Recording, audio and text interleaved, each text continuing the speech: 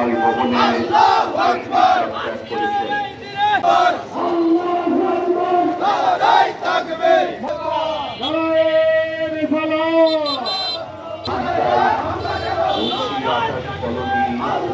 ধর্মের পর আঘাত 360 জন আউলিয়া আল্লাহর উপর হামলা কেন? ধন্যবাদ।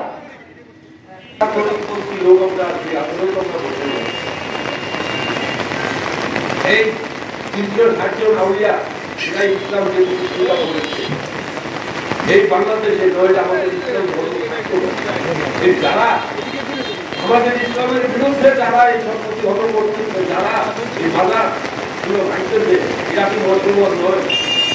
এরা কি হিন্দু জাতি না মুসলমান?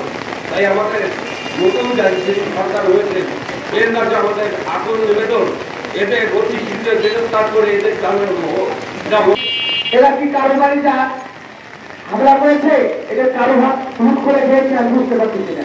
যারা এসব অপকর্ম করছেন তাদের বিরুদ্ধে আমাদের এই আন্দোলন এবং বর্তমানে সরকার দেশের দায়িত্বে আছে তার কাছে আমাদের আকুলভাবে আবেদন, এই সব সন্ত্রাসীদেরকে ধরে শাস্তির আওতায় এনে আমাদেরকে দেখা গেল রাষ্ট্রবিরোধী মামলা দিয়ে এদেরকে বিচারের আওতায় আনা হোক।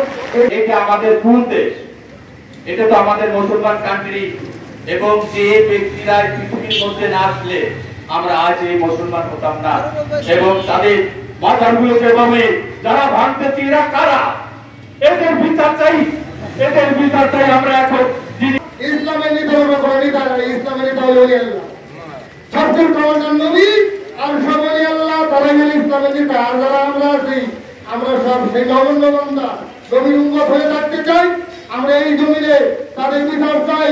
আমাদের ডক্টর ইউনূসের কাছে আমাদের আকুল আবেদন, আইনের রায়ের পক্ষে যারা তাদের জন্য উনি কি করবেন, উনি দেখুন যে আমরা কি করি আর তারা মাজারে কি করতেছে।